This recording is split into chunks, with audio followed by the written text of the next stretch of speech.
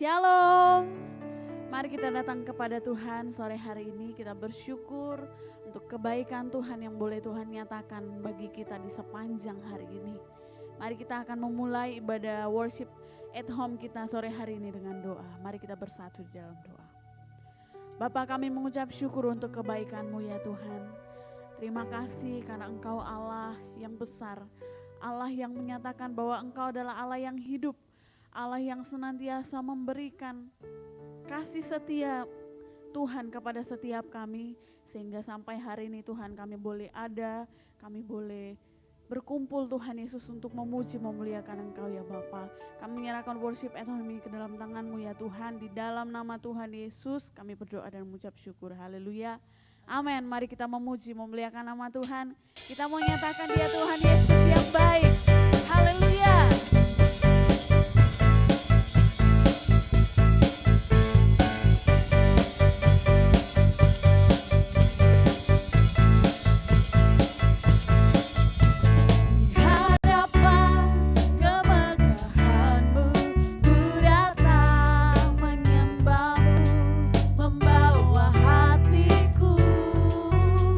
Membawa hidupku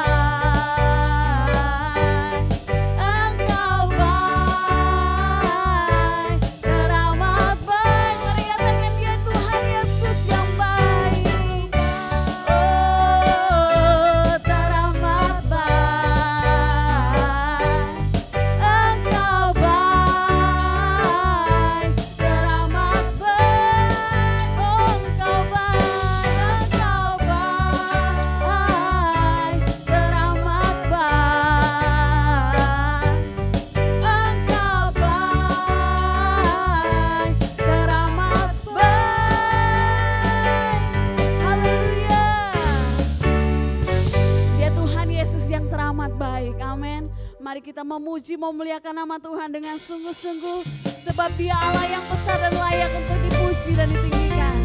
Haleluya.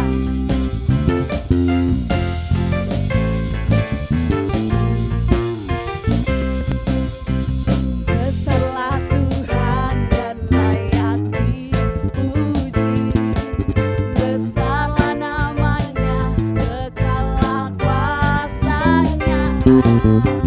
Aman berlindung dalam naungannya, Ya Allah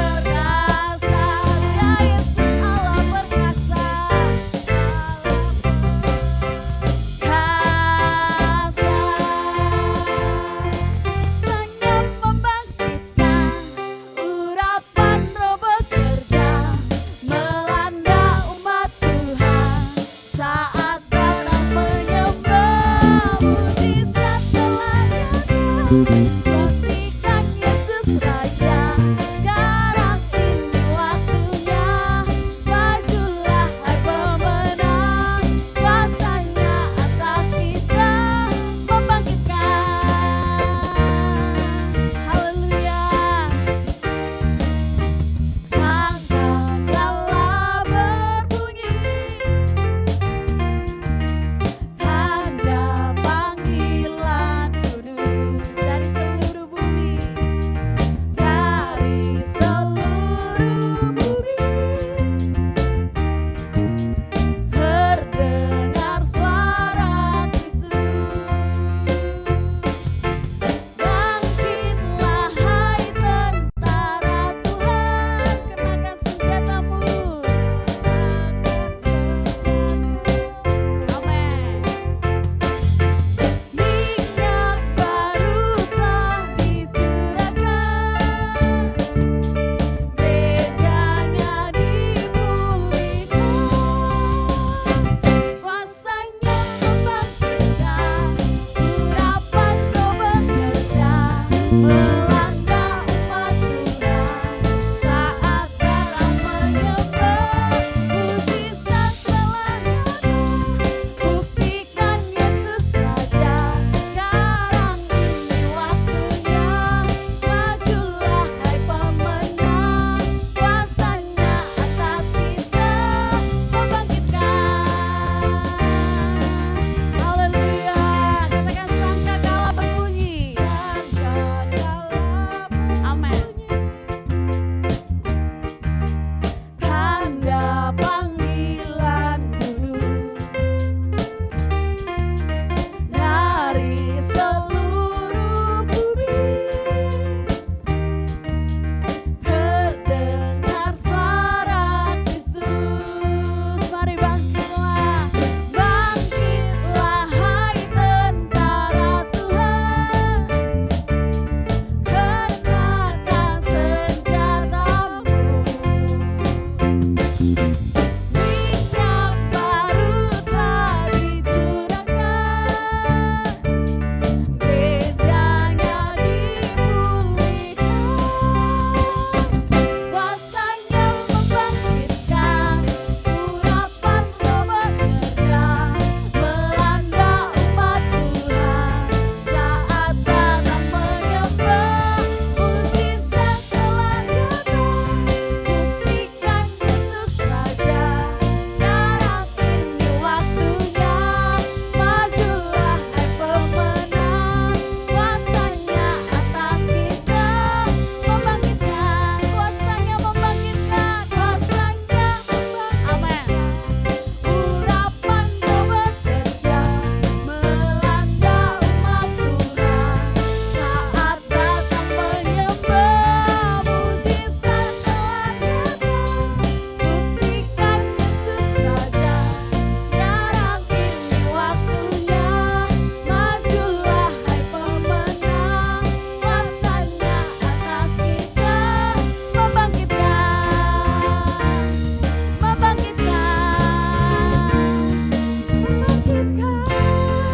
Haleluya. Dia Tuhan Yesus yang punya kuasa yang besar. Amin. Mari kita siapkan hati untuk merenungkan kebenaran firman Tuhan.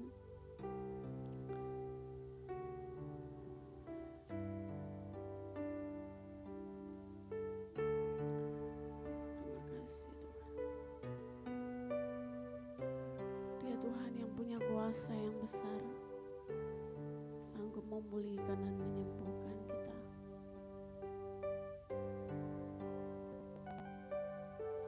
Tak usah ku takut, Allah menjagaku.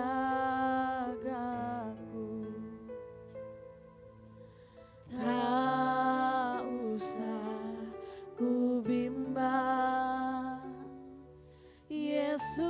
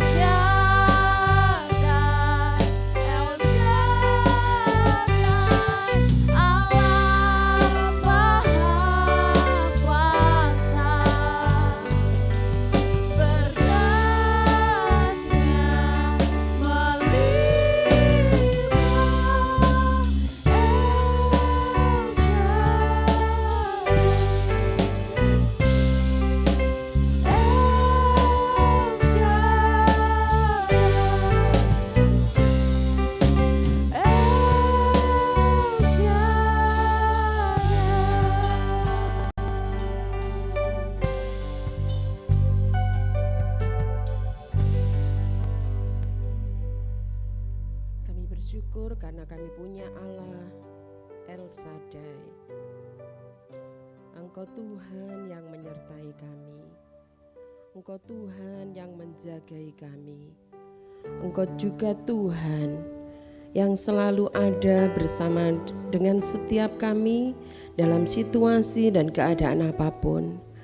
Kami percaya pilihan kami tepat, bahwa Engkau satu-satunya Allah dalam hidup kami. Tidak ada yang lain kecuali Engkau. Biarlah pujian ini termeterai di hati kami masing-masing. Dan kami percaya sampai saat ini kasih-Mu melimpah atas kami. Penyertaan-Mu juga ada atas kami. Dan sekali-kali Engkau tidak pernah meninggalkan kami. Kami siap mendengar kebenaran firman-Mu pada sore hari ini. Berfirmanlah Engkau Tuhan, kami siap mendengarkannya. Yang siap dengar firman katakan bersama-sama, amin. Silakan duduk. Selamat malam saudara semua. Iya, malam ini kita akan bersama-sama belajar. Kita sampai di tempat ini, setiap orang pasti berjuang, ya. Kita ada sore ini, kita sampai di gereja ini, kita duduk, atau kita yang di rumah masing-masing, kita mendengar secara streaming, kita juga berjuang melewati apa saja, bisa melewati kesibukan kita, sakit kita, atau kita tinggalkan sejenak toko dan para langganan kita, lalu kita duduk. Aku mau dengar kebenaran firman Tuhan, aku mau ikuti worship at home, supaya aku menikmati bukan hanya berkat Tuhan saja, tetapi aku menikmati hadirat Tuhan. Dan kita percaya pada waktu kita terima kebenaran firman, kita menikmati hadirat Tuhan melalui pujian yang kita naikkan, hati kita mengagungkan Dia, dan kita percaya maka kekuatan itu akan mengalir atas kita. Kita akan bersama-sama belajar malam ini bahwa hidup ini adalah perjuangan. Kita boleh ada sebagaimana kita ada saat ini itu berkat karena kita ini sudah melewati tantangan di masa yang lalu. Kita ada sampai saat ini. Coba kita ambil satu waktu, 1 detik, 2 detik. Iya, kalau aku sampai ada di titik sekarang, itu karena aku tahu bahwa aku sudah melewati masa-masa di mana bukan kekuatanku sendiri, tetapi karena Tuhan ada bersama dengan aku.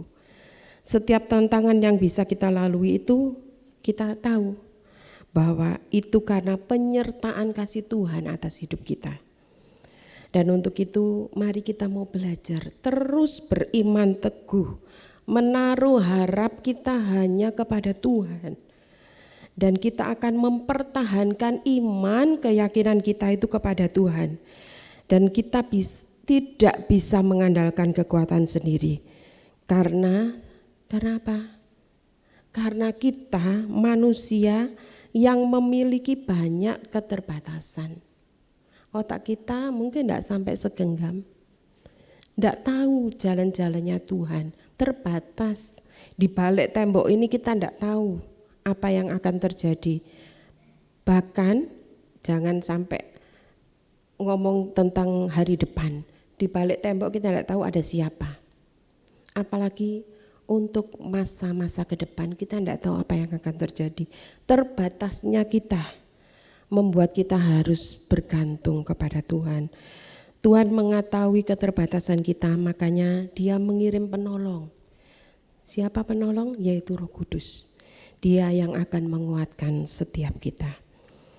Nah, malam ini kita mau belajar dari satu tokoh Alkitab yaitu Ayub. Dikatakan ia mampu mempertahankan imannya kepada Tuhan sekalipun dilanda banyak badai kehidupan. Kalau kita mungkin kita bandingkan dengan Ayub, cuma sedikit Ya, oh itu kan kata Kak Teri, semua punya masalah. Tetapi kalau kita kisah Ayub ditulis di dalam Alkitab, itu sesuatu contoh bagaimana badai hidupnya Ayub itu begitu besar, tetapi lebih besar lagi Tuhan yang Ayub sembah dan kita sembah. Jadi pertolongannya tidak pernah terlambat. Dan pada waktu Ayub ini lolos, bukan cuma berkat yang dia dapat, tetapi dikatakan tujuan akhir dari hidup kita itu yang penting, yaitu apa? Mahkota kehidupan. Mari kita mau belajar bersama-sama dari kisah hidup Ayub. Yang pertama, supaya sasaran akhir dari hidup kita ini tercapai. Sekali lagi, bukan masalah kita dijawab, sakit kita disembuhkan, atau kita kalau lagi tes PNS lalu kita pikir oh lolos jadi PNS, bukan cuma itu, tetapi lebih daripada itu, yaitu mahkota kehidupan. Itu yang jadi bagian kita dan itu yang harus kita raih, karena itu segalanya bagi kita. Yang pertama yang harus kita lakukan yaitu senantiasa hidup dalam iman. Kita buka di dalam Ayub yang pertama, ayat yang pertama sampai yang kelima. Ayub yang pertama, ayat yang pertama sampai kelima, dikatakan di situ ada seorang laki-laki di tanah Uz bernama Ayub. Orang itu saleh dan jujur, ia takut akan Allah dan menjauhi kejahatan. Ia mendapat 7 anak laki-laki dan 3 anak perempuan. Ia memiliki 7.000 ekor kambing domba, 3.000 ekor unta, 500 pasang lembu, 500 keledai betina dan budak-budak dalam jumlah yang sangat besar, sehingga orang itu adalah orang yang terkaya dari semua orang di sebelah timur. Ayat yang keempat, anak-anaknya yang lelaki biasa mengadakan pesta di rumah mereka masing-masing menurut giliran, dan ketiga saudara perempuan mereka diundang untuk makan dan minum bersama-sama mereka. Setiap kali apabila hari-hari pesta telah berlalu, Ayub memanggil mereka dan menguduskan mereka keesokan harinya pagi-pagi. Bangunlah Ayub lalu mempersembahkan korban bakaran sebanyak jumlah mereka sekalian, sebab pikirnya mungkin anak-anakku sudah berbuat dosa dan telah mengutuki Allah di dalam hati. Demikianlah dilakukan Ayub senantiasa. Jadi dari kisah ini kita belajar ayat 1 sampai 5 bahwa Ayub ini orang yang kaya di sebelah timur. Anaknya 10, 7 laki-laki dan 3 wanita. Dan hartanya tadi banyak sekali, 7.000 ekor kambing, banyak ya, nanti dibaca supaya tahu jumlahnya. Lalu dikatakan di sini, setiap kali, dikatakan tadi, seperti setiap kali apabila hari pesta telah berlalu, Ayub memanggil mereka dan menguduskan mereka. Dan ini pesta ini ayat yang keempat dikatakan anaknya yang lelaki biasa mengadakan pesta di rumah mereka. Biasa. Jadi pesta itu mungkin kalau kita bisa setahun sekali, bahkan yang ulang tahun setahun sekali belum tentu juga dirayakan pestanya. Tapi dikatakan Ayub ini sudah biasa melakukan itu. Anak-anaknya yang lelaki biasa mengadakan pesta di rumah mereka masing-masing menurut giliran, dan ketiga saudara perempuan diundang untuk makan dan minum bersama mereka. Ini kebiasaan. Tetapi dikatakan di situ setiap kali Ayub melakukan hal yang terpuji di hadapan Tuhan.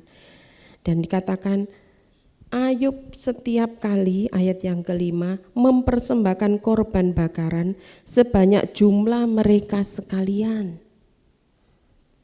Mungkin pikirnya dikatakan, anak-anakku sudah berbuat dosa dan telah mengutuk Allah di dalam hati. Demikianlah dilakukan Ayub senantiasa. Jadi selalu Ayub ini mempersembahkan korban. Jangan-jangan anakku berlaku dalam pesta mungkin ada hal yang dilakukan tidak menyenangkan hati Allah. Tapi di sini kita mau belajar.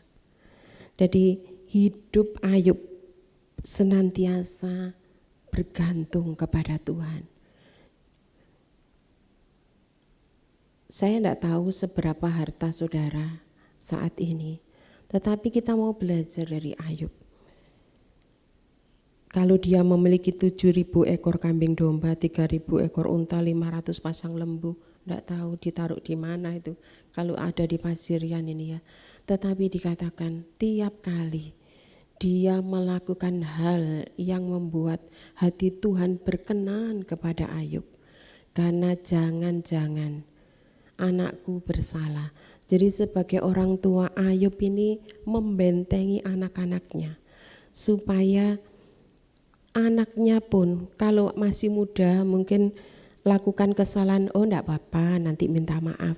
Tetapi Ayub ini mengajari anaknya untuk melakukan sesuatu yang benar di hadapan Tuhan, mempersembahkan korban. Waktu itu tidak seperti sekarang. Kalau kita berdoa mungkin untuk anak-anak kita cuma lipat tangan, kita tutup mata. Tetapi waktu itu harus ada yang dikorbankan untuk mempersembahkan persembahan kepada Tuhan. Nah, lalu kita tahu sifatnya iblis, dia pencemburu. Kalau ada anak Tuhan diberkati, iblis suka apa enggak? Enggak suka. Makanya Ayub tahu bagaimana dia harus membentengi hartanya. Tetapi di sini kita mau belajar. Ayat yang ke-6. Pada suatu hari datanglah anak-anak Allah, mungkin ini malaikat-malaikat ya, menghadap Tuhan, dan di antara mereka datanglah juga iblis. Ayat selanjutnya, maka bertanyalah Tuhan kepada iblis, dari mana engkau? Lalu jawab iblis kepada Tuhan, dari perjalanan mengelilingi dan menjelajah bumi. Ayat selanjutnya, lalu bertanyalah Tuhan kepada iblis, apakah engkau memperhatikan hambaku Ayub? Sebab tiada seorang pun di bumi seperti dia yang demikian saleh dan jujur, yang takut akan Allah dan menjauhi kejahatan. 9. Lalu jawab iblis kepada Tuhan, apakah dengan tidak mendapat apa-apa Ayub takut akan Allah? Bukankah engkau yang membuat pagar sekeliling dia dan rumahnya, serta segala yang dimilikinya? Apa yang dikerjakannya telah kau berkati, dan apa yang dimilikinya makin bertambah di negeri itu. Ayat yang ke-11, tetapi ulurkanlah tanganmu, dan jamalah segala yang dipunyainya, ia pasti mengutiki engkau di hadapanmu. Jadi kita seringkali ini lupa bahwa kita ini waktu kita berdoa dalam keseharian kita ada selain Tuhan yang memperhatikan kita, yaitu ada iblis juga yang mengawasi gerak-gerik kita. Kalau kita diberkati, iblis melok ngitung. Waktu Ayub ini dikatakan, loh Ayub itu kamu berkati, dipagari hartanya, cobaan Tuhan. Nah, karena iblis dari dulu sifatnya seperti itu, dia suka apa? Mencuri, membunuh, dan membinasakan. Dan ini dilakukan memang dari dulu iblis seperti itu. Dan pada waktu dia omong kepada Tuhan, ayat yang ke-11, tetapi ulurkanlah tanganmu. Nah, iblis ini nyuruh Tuhan ulurkan tangannya, dan jamalah segala yang dipunyainya, ia pasti mengutuki engkau di hadapanmu. Jadi iblis ini meyakinkan Tuhan, Ayub tidak melakukan hal itu karena Ayub kaya, sedang kau berkati coba. Nah, iblis ya. Tetapi ayat yang ke-12 Tuhan katakan apa? Maka firman Tuhan kepada iblis, nah segala yang dipunyainya ada dalam kuasamu, hanya janganlah engkau mengulurkan tanganmu terhadap dirinya. Kemudian pergilah iblis dari hadapan Tuhan. Jadi Tuhan omong, ya wis, yang dipunyainya itu kuasamu setan. Senang apa enggak setan pada waktu yang dipunyai Ayub itu milikmu, sudah wis, lakukan apa saja. Tapi hanya janganlah engkau mengulurkan tanganmu terhadap Ayub. Nah, pada waktu iblis dapat kesempatan seperti itu dia lakukan. Lalu ayat yang ke-13 di sini dikatakan, pada suatu hari ketika anak-anaknya yang laki dan yang perempuan makan-makan dan minum anggur di rumah saudara mereka yang sulung, 14, datanglah seorang pesuruh kepada Ayub dan berkata, sedang lembu sapi membajak dan keledai-keledai betina makan rumput di sebelahnya. Datanglah orang-orang Seba menyerang dan merampasnya, serta memukul penjaganya dengan mata pedang. Hanya aku sendiri yang luput sehingga dapat memberitahukan hal ini kepada Tuhan. Ayat selanjutnya, sementara orang itu berbicara, datanglah orang lain dan berkata, api telah menyambar dari langit dan membakar serta memakan habis kambing domba dan penjaga-penjaga. Hanya aku sendiri yang luput sehingga dapat memberitahukan hal itu kepada tuannya. Ayat selanjutnya, sementara orang itu berbicara, masih ngomong, datanglah orang lain dan berkata, orang-orang Kasdim membentuk 3 pasukan, lalu menyerbu unta-unta dan merampasnya serta memukul menjaganya dengan mata pedang. Hanya aku sendiri yang luput sehingga dapat memberitahukan hal itu kepada Tuhan. Ayat yang ke-18, sementara orang itu berbicara, datanglah orang lain dan berkata, anak-anak Tuhan yang lelaki dan yang perempuan sedang makan-makan dan minum anggur di rumah saudara mereka yang sulung. Maka tiba-tiba angin ribut bertiup dari seberang padang gurun. Rumah itu dilanjarnya pada 4 penjurunya dan roboh menimpa orang-orang muda itu sehingga mereka mati. Hanya aku sendiri yang luput sehingga dapat memberitahukan hal itu kepada Tuhan. Jadi dikatakan waktu iblis dikasih kesempatan untuk Tuhan, iya wis hartai bagianmu. Tapi sayangan Ayub, iblis kerja cepat. Dia mulai semuanya diambil, tidak terkecuali anak-anak yang disayangi Ayub.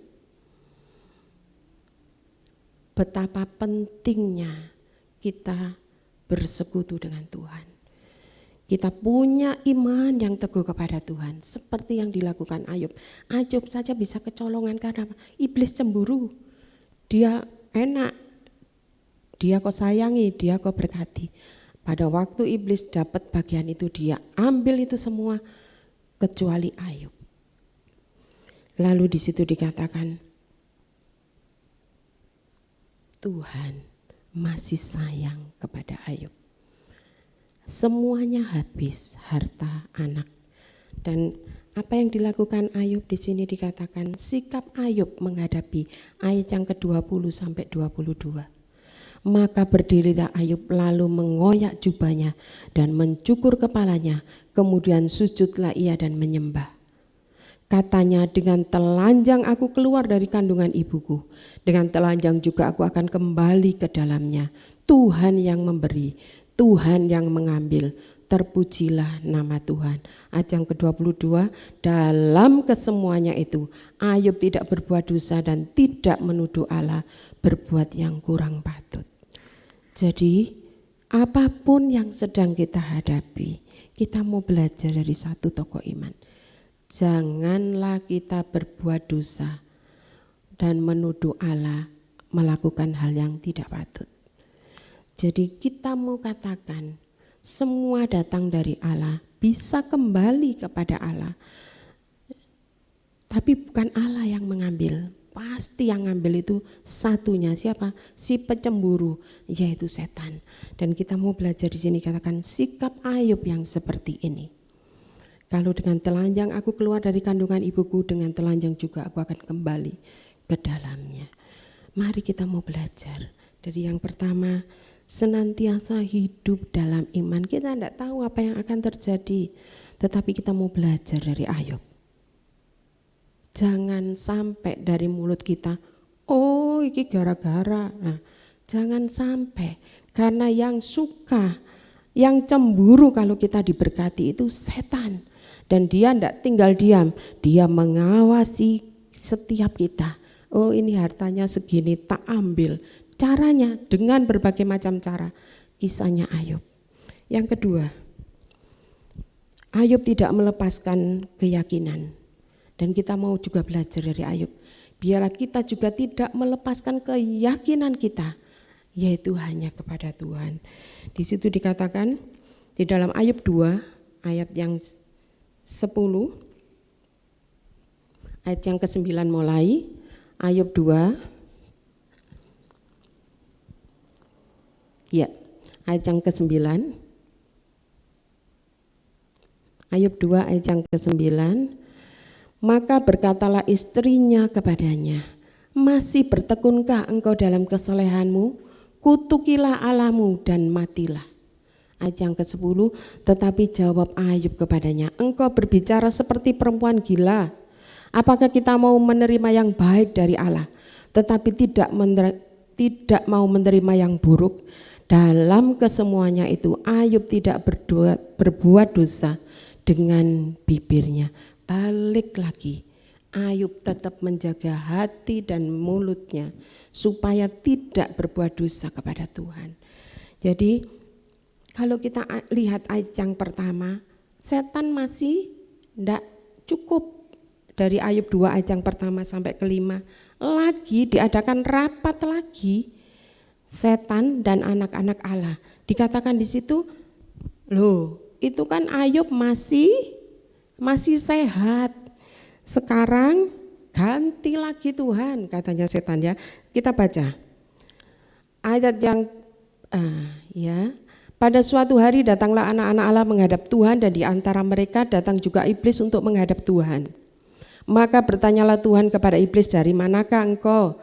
Lalu jawab iblis kepada Tuhan, dari perjalanan mengelilingi bumi dan menjelajah bumi.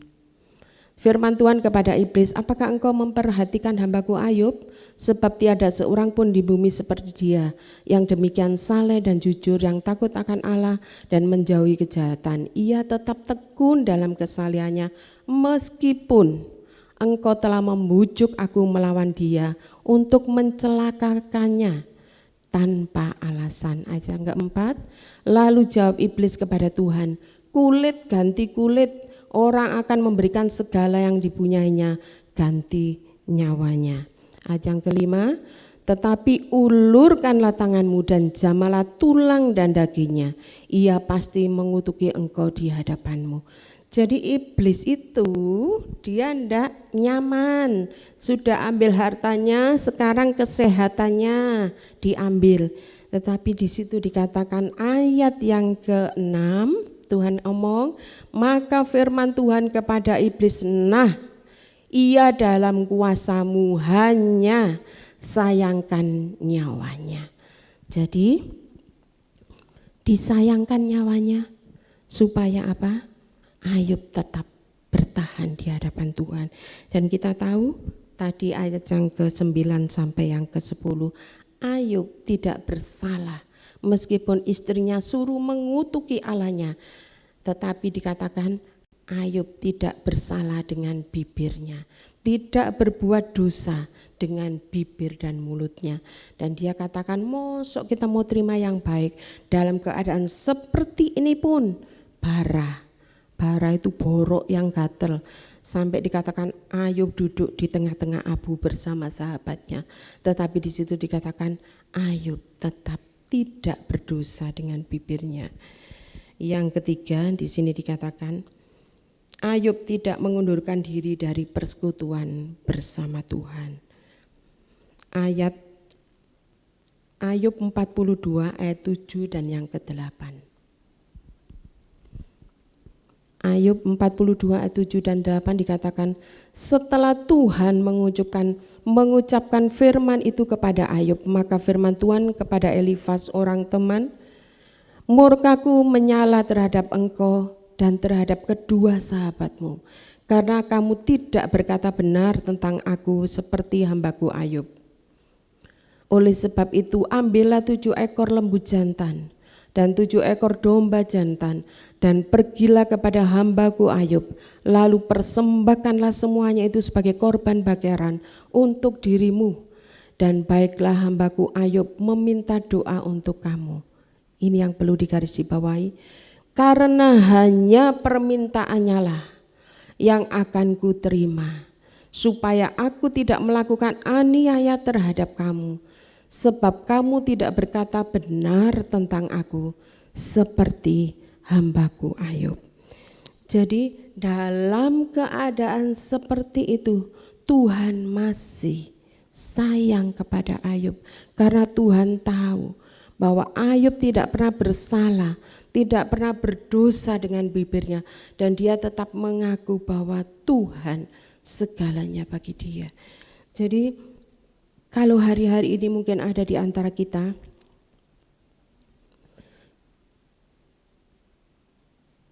tidak tahu bagaimana cara iblis, mungkin sama, mungkin juga lebih ringan daripada Ayub, mengambil harta kita, mengambil apa yang jadi selama ini jadi kebanggaan kita. Jangan sampai kita bersalah di hadapan Tuhan, tetap beriman kepada Dia. Katakan, kalau Tuhan yang memberi, Tuhan juga yang mengambil. Asal bibir kita tetap mengagungkan Tuhan, Tuhan masih memegang kendali atas hidup kita. Lalu jangan lepaskan keyakinan kita. Meskipun mungkin kita sakit sudah bertahun-tahun, ada beberapa jemaat yang beberapa lama, mungkin lebih dari 1 tahun, kondisi fisik semakin melemah, ada yang tidak bisa melihat, ada yang semakin kurus karena macam-macam, harus cuci darah, harus lalu ada banyak hal, harus tinggal di berbaring, tidak bisa berjalan kemana-mana. Satu yang kita mau belajar dari Ayub, jangan lepas keyakinan iman kita. Ucap syukur senantiasa kepada Dia, maka Tuhan yang akan memegang kendali hidup kita, dan Dia juga bisa memberikan damai sejahtera lebih daripada apa yang kita butuhkan.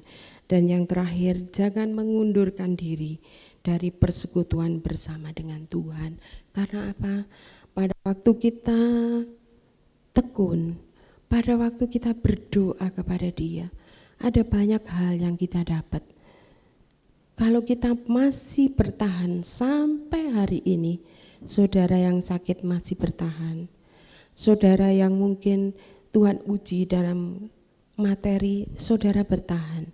Percayalah, kita bertahan itu bukan karena gagah dan mampunya kita, tetapi kita bertahan sampai hari ini itu karena Tuhan yang tetap menyertai kita. Saya mengundang tim musik, WL dan singer, kita mau datang kepada Dia. Ingat, sasaran akhir, tujuan akhir dari hidup kita bukan harta kita yang diambil oleh iblis kembali ada di tangan kita. Bukan kita yang sakit kita jadi sembuh, itu saja bukan. Yang hilang damai sejahtera kita dapat dipulihkan dengan damai sejahtera, tetapi lebih daripada itu, mahkota kehidupan itu yang kita dapat.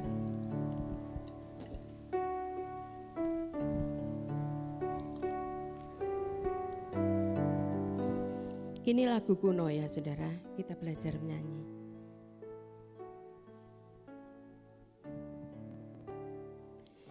Berjuang terus sampai Tuhan kembali. Inilah menjadi doaku sebagai hamba Kristus yang setiawan, berjuang terus selamanya. Sekali lagi, berjuang terus sampai Tuhan kembali. Inilah menjadi doaku sebagai hamba Kristus yang setiawan, berjuang terus selamanya, berjuang terus selamanya, berjuang terus selamanya.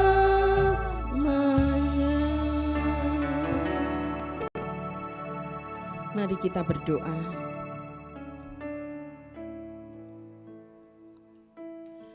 Bapa, kami percaya kebenaran firman-Mu sudah disampaikan. Biarlah kekuatan iman boleh mengalir atas seluruh umat-Mu pada malam ini. Apapun yang hari-hari ini kami hadapi, seperti teladan Ayub, biarlah kami mau belajar tidak berdosa dengan bibir dan mulut kami. Kami mau katakan bahwa semuanya datangnya dari Tuhan, dan Tuhan bisa mengembalikan seperti yang Tuhan mau.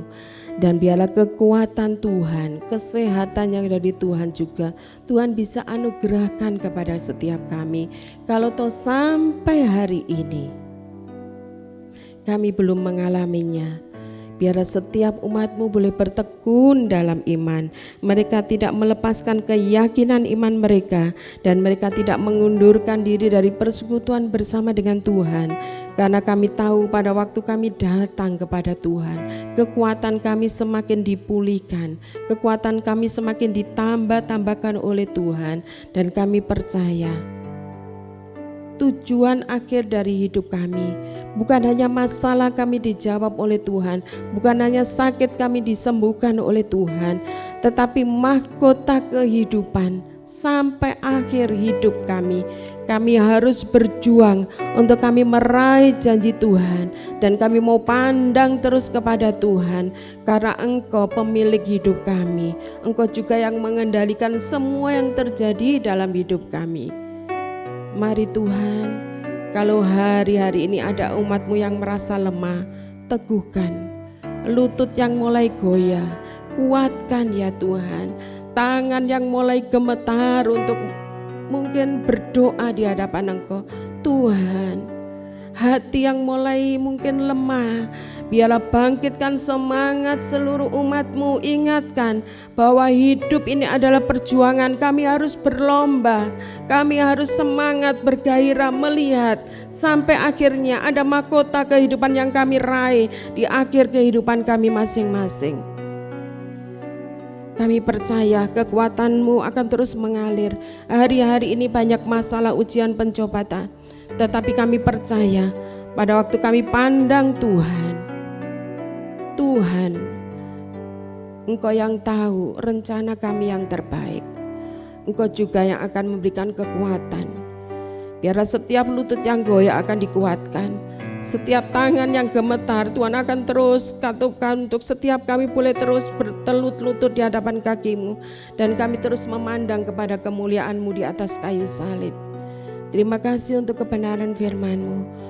Kami mempercayakan semua hidup ini hanya ke dalam tangan kuasa Tuhan. Hanya di dalam nama Tuhan Yesus Kristus kami bersyukur untuk kebenaran firman yang sudah kami dengar malam ini. Haleluya, amin. Bapa, kami datang kepadamu ya Bapa. Celikkanlah mata rohani kami bahwa tidak ada hidup yang lebih indah selain hidup di dalam iman. Hidup dalam perlombaan yang diwajibkan. Kami sadar Engkau mengharuskan kami hidup karena iman, hidup dalam iman, hidup karena iman. Bukan supaya kami sengsara kehidupan kami, tetapi Engkau memberikan kami iman dan melatih iman kami dan mengajak kami berlari. Karena Engkau rindu melihat kami bahagia, karena Engkau rindu kami mengalami kemustahilan bersama-sama dengan Engkau. Bapa, kami berdoa malam hari ini, biarkan Roh Kudus akan menyadarkan kami. Roh Kudus akan terus mendorong kami, supaya semua yang mendengarkan firman Tuhan sedang berlari dalam perlombaan iman, dan biarkan semuanya beroleh kehidupan yang kekal. Berkati setiap telinga yang sudah mendengar ya Bapa. Biarkan firman ini dapat tempat yang indah di dalam kehidupan kami dan boleh berbuah-buah dengan lebat. Terima kasih ya Bapa, terima kasih. Bapa, kami mengucap syukur untuk tiap-tiap kali kesempatan boleh datang ke hadirat-Mu ya Bapa. Kami sadar di hadirat-Mu ada sukacita, di hadirat-Mu ada kuasa, di hadirat-Mu ada berkat-berkat istimewa. Kami percaya semua yang sudah datang dengan iman akan pulang diberkati dengan upah daripada Engkau ya Bapa. Mari angkat tanganmu, demikianlah firman Tuhan yang tidak pernah gagal.